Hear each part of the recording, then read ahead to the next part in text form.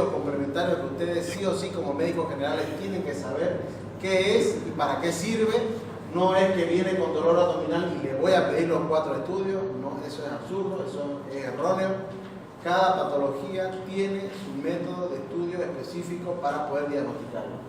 ¿Cuáles son esas técnicas? Radiografía, ecografía, tomografía y resonancia. Son las que más usamos nosotros como cirujanos. El descubrimiento de los rayos X, esta historia desde 1845, para que tengamos idea, los rayos X, la radiografía está transmitida por radiaciones electromagnéticas, eso es lo que va a atravesar nuestro organismo y va a proyectar una imagen, de acuerdo a la densidad que se encuentre atravesando el organismo, es donde se va a proyectar una tonalidad específica sobre ciertos órganos o sobre ciertos tejidos. Es una técnica de fácil acceso, económico, que tiene múltiples indicaciones, cada vez menos en cirugía por la tomografía que va reemplazándolo, pero sí tiene cosas muy interesantes como son los vólvulos, distensiones abdominales, perforaciones intestinales, donde se ve muy claramente una radiografía sin necesidad de pedirle una tomografía. Lo bueno, lo ventajoso es que en todos los centros prácticamente lo tienen, en todos los lugares tenemos una radiografía simple abdomen. Antes se hacían los diagnósticos con la clínica y con la radiografía simple abdomen. Ahora es muy difícil, casi nadie la pide porque otros estudios más complejos y más útiles son pedidos, ¿no? Entonces, la distribución de las densidades va a depender de si es aire, si es grasa, si es agua, si es calcio, si es metal, si es partes blandas, si es contraste, si es esmalte. Entonces, todo eso se ve en una densidad característica. El equipo antes eran equipos muy grandes, hoy en día son portátiles, básicamente tienen un tubo, un receptor, un soporte y una camilla. Esas son las partes de un equipo de rayos X. La proyección es muy importante, no es lo mismo sacar radiografía AP, que es antero-posterior, que posterior-anterior.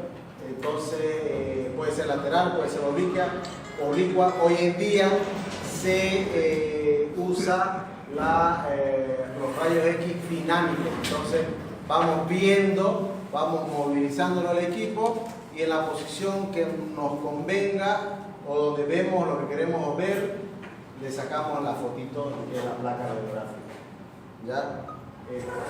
Es económico y sobre todo no es invasivo. Indicaciones: se usa sobre todo en el tracto gastrointestinal, esófago, estómago, duodeno, colon. Es una alternativa a la endoscopía. También se usa mucho en el estudio dinámico con contraste, y hoy en día los equipos ya vienen con monitores, entonces es una visión dinámica. Otro equipo importante que debemos saber manejarlo es el ecógrafo. Antes tener un ecógrafo era un lujo, hoy en día los ecógrafos van desde $1000 hasta $70.000 que cuesta uno para hacer ecocardiograma. Hoy en día hay ecógrafos portátiles que lo adaptas inclusive a tu celular, entonces es fácil acceso. ¿Qué es lo que necesitas? Un traductor simple, que es por donde vas a obtener la imagen. En la ecografía se transmite la imagen por el sonido, no es con rayos X, esto es por el sonido.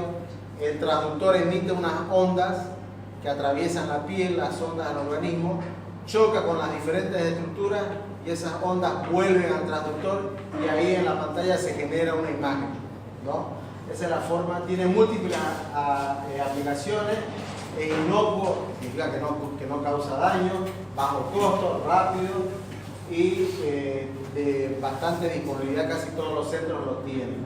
Cada vez el ecógrafo viene más nuevo, más tecnológico, más avanzado, entonces ya vienen con ecógrafos en 4 dimensiones, vienen de todo tipo, ¿no? Entonces, los inconvenientes, ¿cuáles son?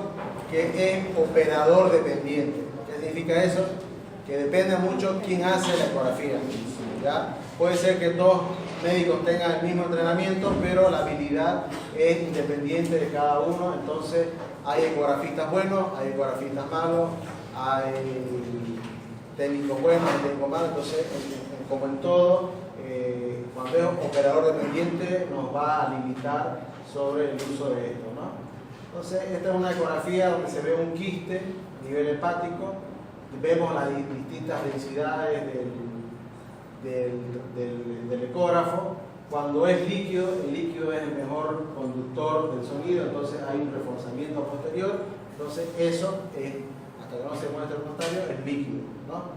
Entonces, tiene su uso y tiene sus patologías que son específicas para su diagnóstico. Después la tomografía, yo creo que dentro de todos los estudios complementarios, la tomografía es la que cada vez se va avanzando más. Hay tomografías empezaron con 4 cortes, 8 cortes, 16 cortes, 64 cortes, ahora hay 128, 256 cortes. ¿Qué significa eso? Que en 1 milímetro hace 256 cortes el equipo y puede hacer reconstrucciones bastante precisas y donde no hay márgenes de errores, ¿no? Entonces podemos hacer a través del mismo reconstrucciones, verlo cortes axiales, coronales, sagitales, y inclusive los equipos nuevos hacen las famosas colonoscopías virtuales, entonces bastante novedoso, ventajoso, pero como todo necesita un entrenamiento. Entonces es un examen médico no invasivo, ya que puede ser usado de una manera simple, como puede ser con contraste. En la parte abdominal nosotros preferimos las tomografías pedirlas siempre con contraste, porque tiene una mejor visibilidad de la captación del contraste, a menos que el paciente tenga una afectación renal o sea alérgico al contraste, ¿ya? Incluye posibilidad de hacer estudios simples y contrastados. Utiliza radiación, eso es lo negativo, pero como les digo, los nuevos equipos, la exposición es cada vez más rápida. Una tomografía tórax abdominal antes tardaba hasta 1 minuto en pasar al paciente, hoy en día en 2 segundos, 3 segundos el paciente va y viene, ¿no? Entonces, esta es una tomografía de abdomen, una hepatomegalia gigante, donde cada órgano cada estructura tiene su visión, igual que como es como rayos X, esto es el hueso, esta es la columna, todo esto es el hígado, el vaso, el aire se ve negro, entonces estos son los pulmones. Nos ayuda bastante a hacer diagnósticos precisos. Son ya cortes sagitales, donde vemos ya sea anteroposterior, posterior de los distintos órganos, y se pueden hacer reconstrucciones, se pueden hacer tomografías ya más selectivas de algún órgano en particular, ¿no? Y se puede mover inclusive en 3D, donde podemos nosotros ver con mayor precisión sobre la patología del paciente. Y la resonancia magnética, que también es usada en nuestro medio, lo malo es su alto costo. Un tomógrafo de última generación cuesta inclusive más de $1 millón nuevos, el resonador cuesta un poquito más también, cuestan entre $1,5 millones o 2, dependiendo de las teslas, se miden por teslas, ¿ya? Entonces, la ventaja de la resonancia es que no usa radiación, ¿ya? No produce radiación, pero como es con magnetismo, tiene sus limitantes, en el cual el paciente no puede usar un marcapaso porque lo descalibra, lo puede llegar a descalibrar. En los equipos antiguos, en los equipos nuevos, inclusive creo que ya están sacando esa limitancia, ¿no? Entonces, al ser caro, es una desventaja para nosotros los médicos. ¿Por qué? Porque el paciente tiene que conseguirlo su estudio, ¿no? Pero sobre todo nosotros lo utilizamos en las vías biliares, las colangioresonancias, son reconstrucciones que hace el equipo del resonador y podemos ver los conductos biliares de una forma no invasiva y no así como la LSP, que es más invasiva que una resonancia. Entonces, repetimos, no es invasiva, sin radiaciones, permite adquirir múltiples imágenes, se puede hacer también reconstrucciones, es versátil, sensible y específico, sobre todo a la parte de neuroimagen y sistema músculo-esquelético. Se puede usar un tipo de contraste en patologías inflamatorias, infecciosas y tumorales. Entonces, más o menos es así como se proyecta la resonancia. Estas son las imágenes. Entonces, el hecho de que tengamos a disposición nuestra, hay un montón de estudios de imágenes que faltan, pero Estos 4 son primordiales, esenciales y son los más utilizados. Antes teníamos, no nos olvidemos, el cirujano solo tenía la parte clínica y la radiografía del simple abdomen, no era más, con eso teníamos que hacer un diagnóstico. Hoy en día le estamos sobreutilizando el tomógrafo, pedimos tomografía para todo, eso tampoco es correcto, ¿ya? Yo les hago un ejemplo, les hago una pregunta para ver la vesícula, ustedes, ¿cuál sería el estudio ideal para ver las piedras dentro de la vesícula? ¿Qué estudio pediría usted? Ecografía, excelente, ¿no? Entonces, la ecografía, con una simple ecografía que te cuesta 50 pesos, 100 pesos, depende de dónde la haces, vas a poder ver la ecografía, vas a poder medir los cálculos, vas a poder ver realmente los cálculos en la vesícula, y a veces cuando los cálculos son muy pequeños, en la tomografía que cuesta $50, $60 una tomografía de bajo costo, no lo vayas a ver a la diferencia de un tumor donde queremos ver la irrigación, que sería el mejor estudio para poder ver el tumor. Una tomografía. Entonces la tomografía contrastada nos va a delimitar bien la zona del tumor, si está con metástasis, no está con metástasis, si está irrigado, no está irrigado, cuál es su tamaño en total, ¿no? Entonces, y la tomografía, como es estática, no es dinámica, sino que como pasó la máquina, ahí queda, la vea yo, la vea ella, cualquiera la vea, va a ver la misma imagen. Entonces la ecografía es operador dependiente, entonces va a depender de la mano del ecografista. Entonces, y para ver como desde luego las vías biliares, la colangioresonancia, como les había dicho, y cuando tenemos un cuadro oclusivo por un vólvulo o tenemos un cuadro de una perforación intestinal, con una radiografía simple del abdomen de pie, vamos a ver el aire libre en el abdomen, entonces eso es una indicación quirúrgica. Te das cuenta que con una radiografía que llega a costar hasta 30 pesos, puedes llegar a un diagnóstico preciso.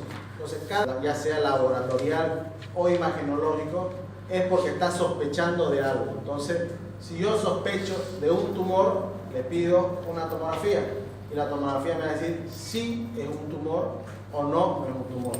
No es que como no sé qué es, le pediré ecografía, radiografía, tomografía y resonancia. Algo y alguien me va a decir algo. Entonces, no es lo correcto, ¿no? Significa que estamos haciendo mal los pasos anteriores, que son la semiología y los laboratorios. Eso es lo que les quería compartir de lo que es imágenes, ¿ya? Es lo más básico y es bastante útil en el día a día, y cuando ustedes hagan su internado, pues lo verán mejor. Como les dije, estamos atrasados con los temas, entonces vamos a ir a 2 en 2. Vamos a hablar sobre acalasia. Ahora estamos haciendo una campaña de acalasia. Yo voy 4 años en el hospital. En 4 años hemos operado 3 acalasias. En esta semana de la campaña hemos operado 6, 7 acalasias en una semana. Entonces, hay pacientes, lo que no hay es dinero para poder hacerse operar. Entonces buscan o esperan este tipo de campañas donde la gente de escasos recursos viene a hacerse operar. Desgraciadamente la acalasia, dentro de lo más frecuente, es en personas socioeconómicos bajos. ¿Por qué? Porque viven seguramente en el campo, donde están en contacto con la vinchuca, que es el transmisor de Chagas, ¿no? Y entonces no siempre significa que son del campo, ¿no? Desde luego puede ser que a veces en una visita o en un paseo o en algo, puede ser en esas zonas endémicas que hayan sido picados por la vinchuca, y también pueden ser transmitidos, sean transmisores de Chagas, ¿ya? Entonces, dentro de las complicaciones, dentro de la definición de lo que es la acalasia, es un trastorno motor que ocurre a nivel del esfínter esofágico inferior, ¿ya? Caracterizado por la ausencia de una relajación. Entonces, ¿qué significa? Que es una contracción sostenida. Vemos acá el esfínter esofágico inferior está totalmente contraído y no deja pasar el alimento, ni siquiera el agua, desde el esófago hasta el estómago.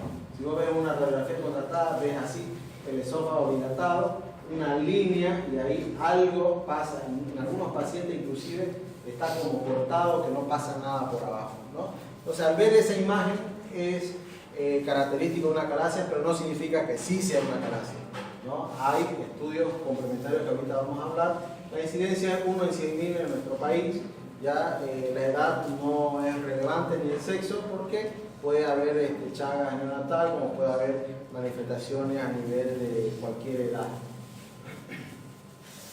También puede ser de origen desconocido, ya produce alteración a nivel neurológico, entonces va a ocasionar una contracción permanente del esfínter esofágico inferior y desde luego también va acompañado de una ausencia de la peristaltis del esófago. El tiempo medio del inicio de los síntomas se estima que son 2 años. No es que de la noche a la mañana el paciente va a aparecer con el esófago contraído, sino que es una progresión evolutiva de la enfermedad. El síntoma principal que va a ocasionar esto es la disfagia. El paciente viene por disfagia la mayor parte de las veces, regurgitación, pérdida de peso, dolor torácico, pirosis, tos nocturna. ¿Ya? La tos nocturna cada vez se está estudiando más, porque muchas veces pensamos que sobre todo los pacientes mayores, los añosos, que tosen, dicen, ah no, ya están sus pulmoncitos dañados, no, sino que tienen algún grado ya sea de reflujo, o tienen también algún trastorno esofágico motor, que con una medicación adecuada el paciente deja de toser, porque al haber reflujo, el líquido que existe en el esófago, en el tubo digestivo, es ácido, y eso va hacia los pulmones, entonces de por sí es irritativo. Entonces hay que tomar muy en cuenta esto de la tos nocturna. ¿Ya? Entonces, ¿qué le pedimos ante la sospecha de un paciente? El paciente viene y no te va a decir tengo una calasia, ¿no? El paciente va a decir, doctor, hace de un tiempo atrás como y cuando como me tranco con la comida, se queda acá, ¿no? Y me duele el pecho, no logro pasar la carne, no logro pasar el pollo, entonces lo tengo que vomitar.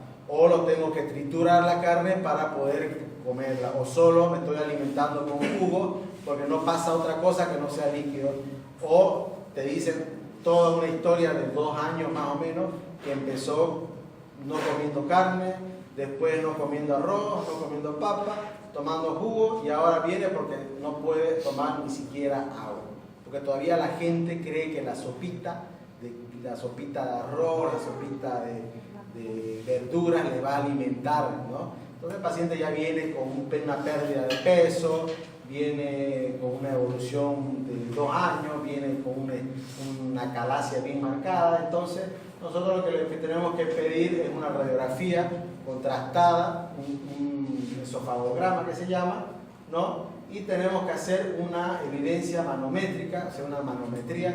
Tenemos que medir vía endoscópica la presión del esfínter esofágico inferior, porque muchas veces tenemos esa estenosis, ese estrechamiento del esfínter esofágico inferior, pero eso no significa que sea una calasia, ¿no? Entonces también tenemos que ver la ausencia de malignidad, porque a veces son tumores y confundimos que son acalasias. La radiografía de simple abdomen sí sirve en algo, se ve el ensanchamiento del esófago. Normalmente el esófago no se debería ver porque lo tapa la silueta cardíaca y los grandes vasos del corazón. Entonces, una radiografía donde ves un esófago ancho y no ves aire en el estómago, puede te hace sospechar de una acalasia. Entonces, le pides un esofagograma o un tránsito esofágico contrastado.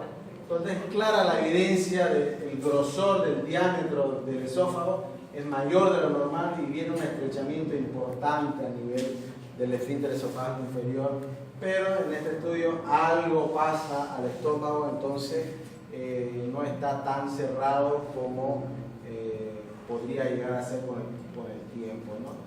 Entonces, con esta radiografía contrastada nosotros ya tenemos un 95% de certeza de que sea una acalasia. Entonces, por eso es la importancia de hacer una endoscopía. No es que con esa simple radiografía lo voy a operar, no, sospecho que es una acalasia, entonces le hago una endoscopía, le hago una manometría, ¿ya? Para ver cómo está cuál es la tonicidad del esfínter esofágico inferior. Y eso se lo hace por medio de una máquina que mide la presión del esfínter esofágico inferior, ¿ya? Y esto se realiza por vía endoscópica. A la vez tenemos que aprovechar y ver, ¿no? Y descartar que sea algún cuadro obstructivo y que sí sea una acalasia. Una acalasia, como es una falta de relajación del esfínter esofágico inferior.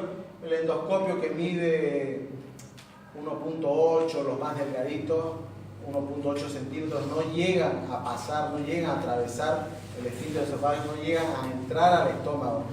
A pesar de que el endoscopio va inflando, va insuflando adentro, no logra pasar. Entonces se encuentra con una estrechez muy importante. Entonces, cuando nosotros vemos que esta calasia se presenta en pacientes recién, la sintomatología aparece en pacientes mayores de 60 años, que sean de corta evolución, que sea una pérdida excesiva y brusca de peso, y que hay dificultad para pasar el endoscopio, tenemos que descartar de que no sea un proceso neoplasia, un proceso maligno, además de su acalasia, ¿no? Entonces, la tomografía también se puede ver la pared, ¿no? Que sea más de 10 milímetros. Se puede evaluar la mucosa vía endoscópica. Como tenemos ahí el estrechamiento del esfínter esofágico inferior, entonces hay un acúmulo de líquido, de comida, que no pasa al estómago. Entonces hay un medio ideal para que se formen los hongos. Entonces, en la mayoría de los pacientes en vía endoscópica podemos ver una candidiasis a nivel del estrechamiento. Entonces, el objetivo, ¿cuál es el tratamiento? Existe el tratamiento médico, tratamiento no invasivo, que es el endoscópico, y el tratamiento quirúrgico. El tratamiento médico, vamos a tratar de aliviar los síntomas, dar medicamentos para mejorar ese vaciado esofágico, prevenir complicaciones como es el megaesófago, ¿ya? Hay que ver la respuesta, si es sintomática, cuánto tiempo el paciente demora en vaciar ese esófago, ¿ya? Muchas veces el paciente dice, sí, como bien, pero come un plato y a la hora lo vomita, entonces no está comiendo nada, todo lo que come, él cree que está comiendo, pero lo vomita, y el paciente a veces no se da cuenta de que tiene una estenosis a nivel esofágico. Entonces podemos usar los nitratos, los canonitas de calcio, ya que estos son de efectos variables y de corta duración y que van a actuar sobre el vaciamiento esofágico. Tienen muchos efectos adversos, eso es lo malo, ¿ya? Y el tratamiento es de puente en caso de que no se pueda llegar a una dilatación o en caso de que no pueda hacer una cirugía de forma inmediata a este paciente. Existen otras alternativas como la toxina botulínica, que no es tan efectiva, pero sí es una alternativa, sobre todo en los pacientes añosos que no pueden, no soportan una cirugía. Y para mí que es lo que va a crecer cada vez más, que es la dilatación neumática endoscópica. Nosotros por vía endoscópica introducimos un balón, acá se ve la estenosis, este balón genera presiones hidrostáticas muy fuertes que hacen que se rompan las fibras musculares del esfínter esofágico inferior y tenemos un pasaje no normal, pero ya por lo menos le queda el pasaje de la comida hacia el estómago. Lo malo de esto es que lo dejamos al paciente con un cierto grado de reflujo, porque el esfínter esofágico inferior está lastimado, está roto, destruido, entonces como un desgarro muscular. Cuando se produce una ruptura de las fibras musculares, a veces toma su tiempo en cicatrizar, pero el músculo cicatriza. Entonces esto igual, rompemos las fibras musculares del esfínter esofágico inferior y lo que nos hace es que tiene máximo un tiempo de duración de 5 años. Entonces, ¿qué significa eso? Que antes de 5 años puede ser que nuevamente se vuelva a estrechar el esfínter esofágico inferior.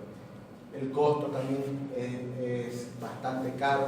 Ese balón, como no son producidos acá, tienen un costo bastante elevado y bueno, ahí se ve costo-beneficio, pero tiene buen resultado en pacientes añosos o pacientes que tienen alguna enfermedad asociada que le imposibilite realizar una cirugía. Se dice que más de 3 dilataciones con balón que no tengan éxito, entonces el paciente se queda ya sin alternativas y va al tratamiento quirúrgico.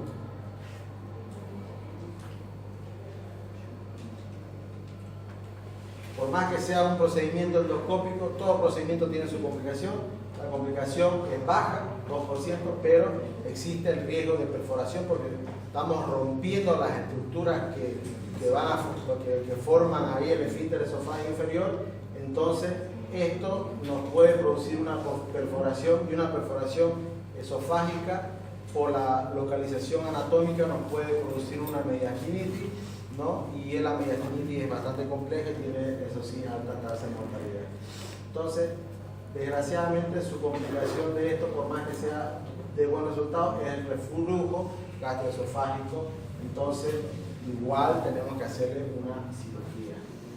Entonces, la cirugía que le queda a este paciente es la famosa cardiomiotomía de Heller. ¿Qué significa eso?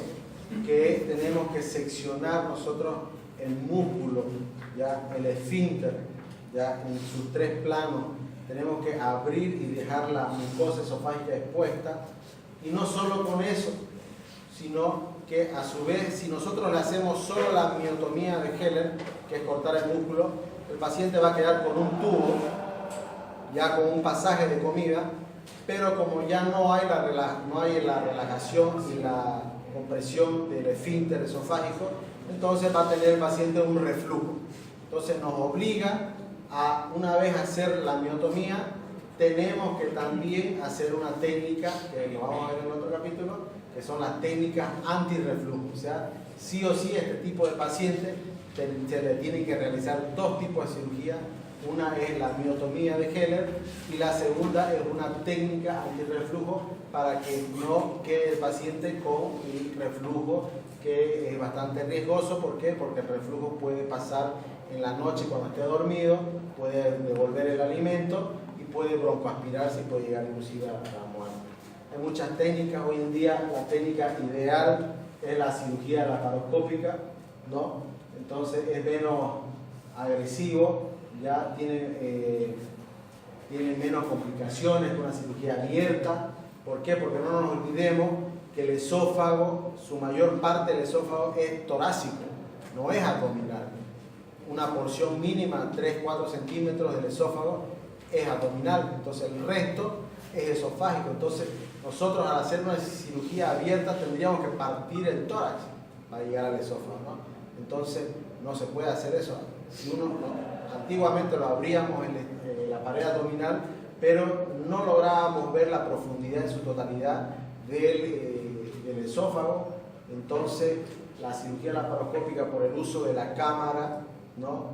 Porque nosotros podemos ampliar la imagen, entonces se nos ha facilitado la cirugía y sobre todo las complicaciones cada vez son menores. La complicación, el reflujo gastroesofágico, por eso se tiene que asociar a una fundoplicatura sí o sí. Entonces, menor riesgo de perforación igual a menor mortalidad, ¿no?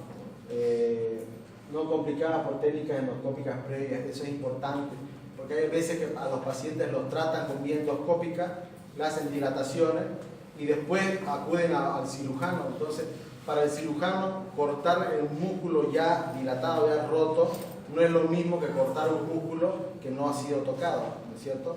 Entonces, en esos casos hay que esperar que el músculo cicatrice para poder recién realizarle la técnica quirúrgica. Entonces, un cuadro comparativo entre los medicamentos, la toxina botulínica, la dilatación endoscópica, la cirugía. Desde luego, el que tiene más ventaja es pues la cirugía.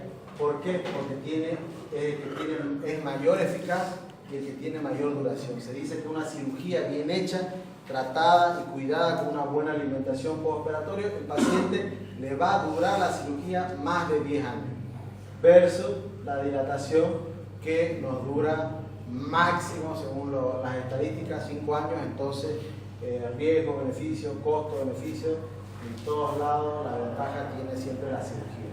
¿No? Esto es un pequeño algoritmo del paciente con acalasia, cuándo hacer miotomía, cuándo hacer dilatación, cuándo hacer inyecciones con toxina botulínica. Entonces, cuando no funciona todo esto, va sí o sí el paciente a la cirugía. El riesgo del cáncer es muy bajo, ¿ya? No hay una incidencia entre la acalasia y el cáncer, ¿ya? Por lo tanto, no es recomendado hacer ningún tipo de screening o valoraciones por cirugía oncológica. ¿Por qué? Porque no está relacionado con el cáncer. Pero sí hay que tener un cuidado y un control en los pacientes que hayan sido alcohólicos y que sobre todo tengan el hábito del cigarrillo, ¿no? Entonces quería traerles un video de las cirugías, pero no tuve tiempo de hacerlo. A la próxima clase se las voy a traer para que veamos cómo